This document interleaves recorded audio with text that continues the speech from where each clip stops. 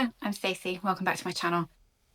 Today, I'm going to have a crack at the Filmtastic February tag. I was tagged in this by Ali over at Gentle Black Hole. I'll link his video in the description box and some others because there's been some great responses to this. I'm pretty late to this. I'm sort of running out of February really, but we'll have a go anyway. And these prompts are all around your experiences and memories and favourites at the cinema and watching movies. So let's get started. Okay, so first prompt is your first or earliest memory of going to the pictures or the cinema. And for me, my earliest memory of going to the cinema is being taken by my dad to see Bambi. Now, I hasten to add, I'm not old enough to have seen this in its original studio release. This was one of those things where during the summer holidays, cinemas show kids' films so that parents have got somewhere to take them to keep them occupied during a very long stretch of time off. Just caveat that. And he took me to see Bambi. I don't know if he hadn't seen the film or if it was simply that I'm not old enough for the original studio release of Bambi. I am old enough to have grown up in a time where there was no such thing as content warnings or trigger warnings. But I was given no preamble to what was about to happen. And I wasn't ready. I was not ready emotionally, mentally. I wasn't there. And I cried a lot and had to be taken out of the cinema and it couldn't be salvaged. And to this day, I still have no idea how that film ends. I've never felt any need to go back and revisit it and find out. I'm sure it all works out fine. It's a Disney film. I'm sure there's a happy ending, but I don't need that. So unfortunately, my earliest memory of being at the cinema is just bawling because of the devastating horror of that film. Okay, so prompt number 2 is a book about film. And for this, I have gone with David Niven's biography, The Moon is a Balloon. David Niven is incredibly charming, incredibly charismatic, incredibly dashing. And his book is exactly the way you would expect him to be. I do recommend there is an abridged audio book of this out there that he narrates, and I can heartily recommend that. It's excellent. He's full of incredibly funny and daft anecdotes and stories about his upbringing, about his time and his service during World War II, and about the business of Hollywood and making movies. And he's fantastic, and I thoroughly recommend this book to anybody who's interested in cinema, but particularly anyone who's interested in kind of that sort of classic golden age of cinema. The next prompt is a film novelization or tie-in book, and for this I'm going to go with Pretty in Pink. Now, when John Hughes made Pretty in Pink, he made it and it was all finished and it got sent off to be audience tested, and the test audiences fed back that they didn't like the ending.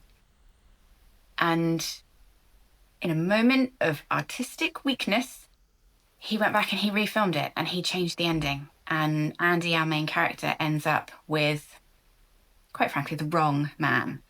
When it came time for the novelization to be written, the author chose to revert to John Hughes's original ending for that film. And Andy ended up with who she should have ended up with the whole time. Having had only one response when I saw that film, which was, why is she with that guy? He's dreadful. Why isn't she with that guy? He's excellent.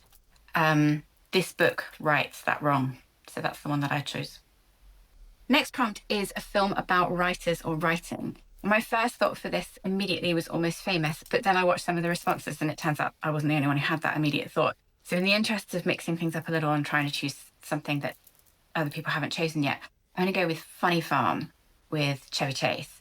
Now, in this movie, I love this movie. It's really good.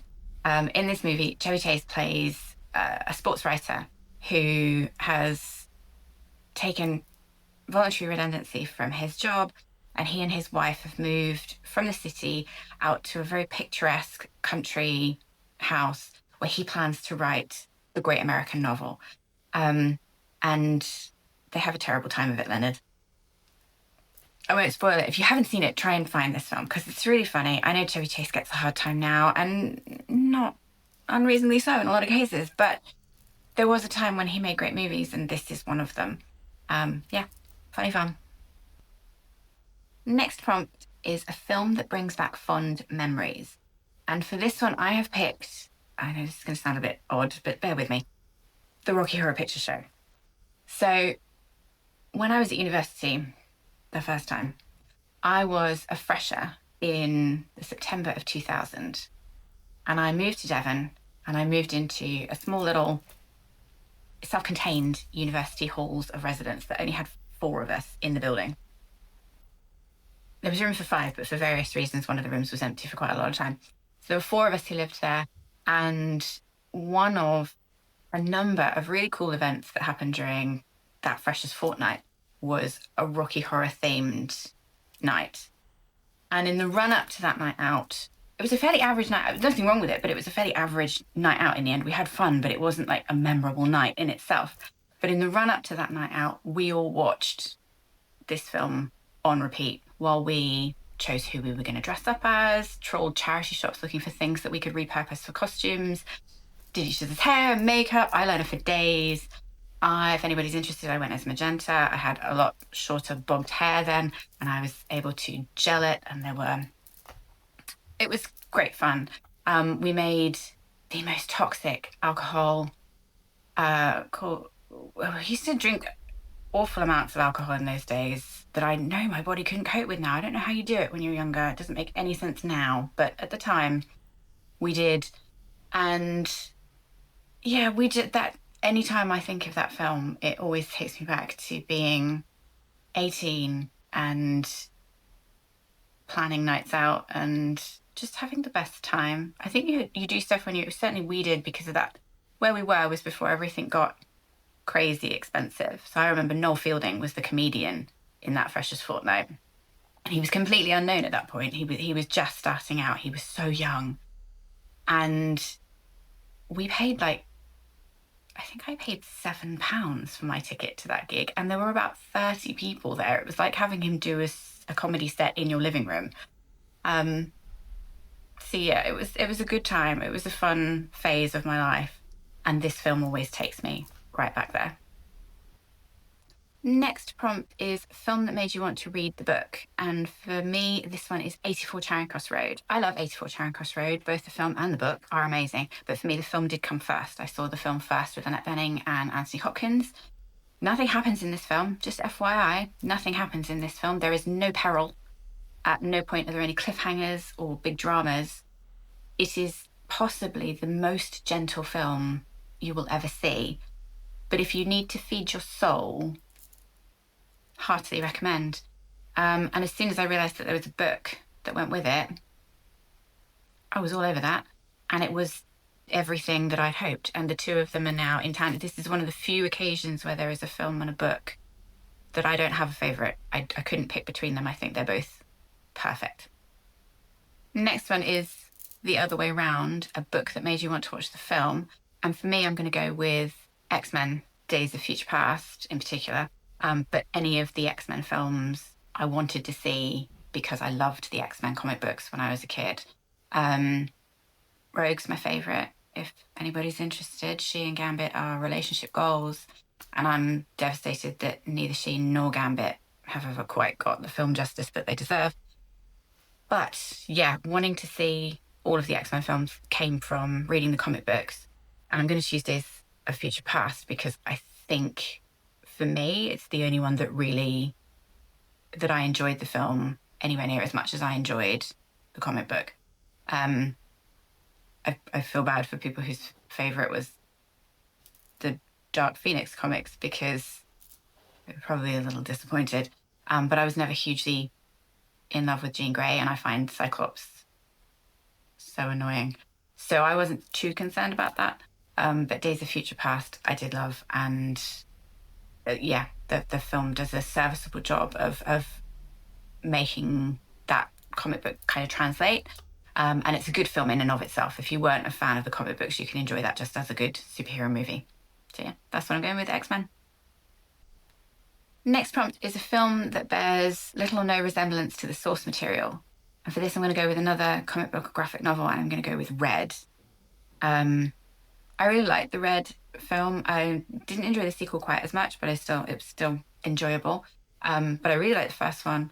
But it's not at all the same vibe as the graphic novel. The graphic novel is dark, and he's the lead character. It's a very isolated story. He is a man alone, and that's the way he wants it. The movie, I kind of understand why. The movie kind of introduces a love interest that doesn't exist in the book. Um, and there's a level of humor to the film that it's absolutely not present in there. It's not that there aren't funny bits in the graphic novel, but certainly not. It's not a comedy. um, but yeah, so I think that was the one that immediately sort of jumped out at me as just not at all resembling what it started off as. The last prompt for this tag is to recommend 5 films. So it's a bit tricky because you recommend normally when you recommend films, you're recommending them to someone and you kind of tailor it to what you think they might like. But if I was just going to pick 5 films that I think everyone should just watch. Okay. First film I'm going to choose is A Midwinter's Tale, or In the Bleak Midwinter. I think this had a different title in America and the UK. I know it as A Midwinter's Tale.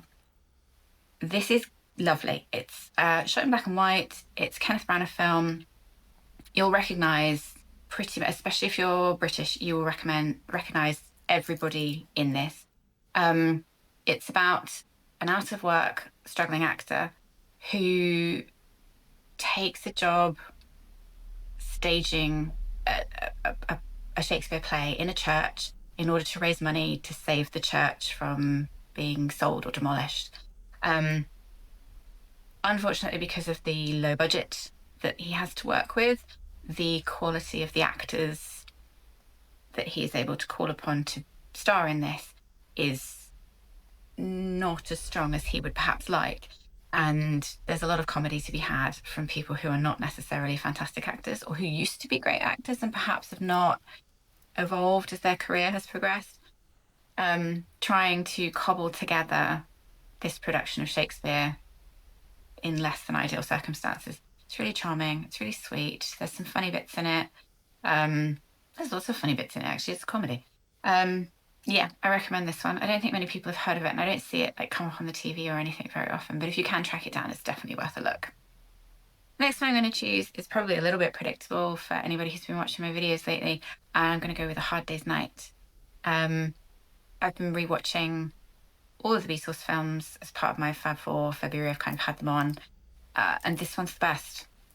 It just is. Help has a great soundtrack, and there's some really great moments in it, but it hasn't aged that well, and there are some slightly troublesome parts of that film.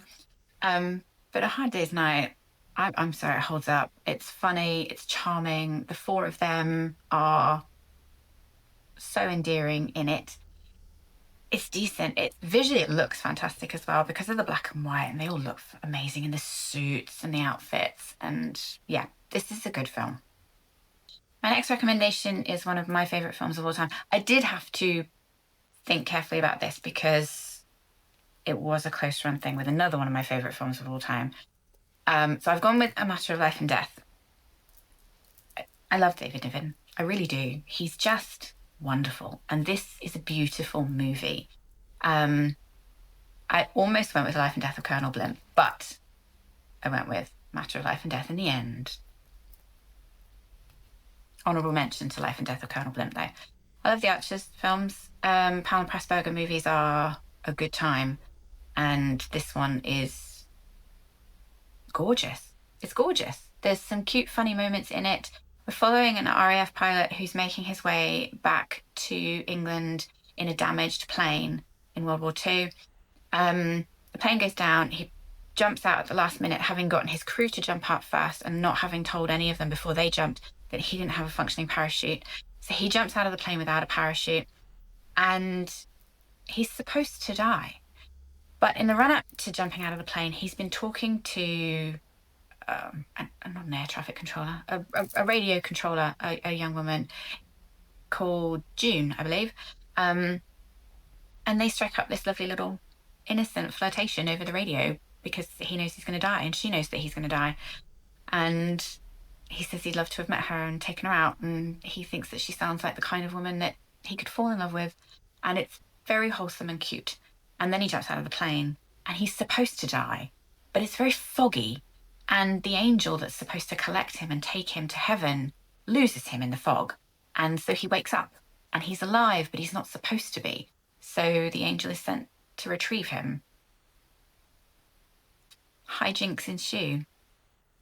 It's great. I know it sounds weird, but it's great. And I love this film. Next recommendation I've got for you is A Change of Pace, but it's also one of my favourite films. It's A Fish Called Wanda. A Fish Called Wanda. If you've seen this film, you don't need me to explain why I'm recommending it, because I've never ever come across any sensible person who didn't think this film was brilliant. John Cleese is fantastic. Jamie Lee Curtis is fantastic. Michael Palin is absolutely brilliant. And Kevin Kline chews the scenery in the very best way. This film is outstanding. It makes me laugh every single time I watch it. Fish Called Wanda. I'm telling you, if you've got nothing to do this weekend, Fish Called Wanda. The last film I'm going to recommend is another change of pace from the others. And again, this is another film that I love. I don't hear talked about very much. Boondock Saints. Two brothers, two Irish brothers, living in America. They find themselves caught up in an organized crime dispute is the easiest way to kind of summarize what's gone on. There's murder and mayhem, and Willem Dafoe as the strangest police detective you'll ever encounter in film. This is great. Billy Connolly turns up unexpectedly, but fantastically. This is awesome. This film is funny. The writing's on point. The soundtrack's good. Yeah, this is a good time too. So there we go. Those are my choices. Thank you very much to Ali for tagging me. Like I say, I'll pop some links in with some other responses to this because it gave a really good selection of films that I'd forgotten about, some of which I hadn't seen for ages. So yeah, it's really fun to kind of remind yourself and think, oh, actually, I must go back and rewatch that. Anyway, I hope everyone's all right, and I'll see you next time. Bye.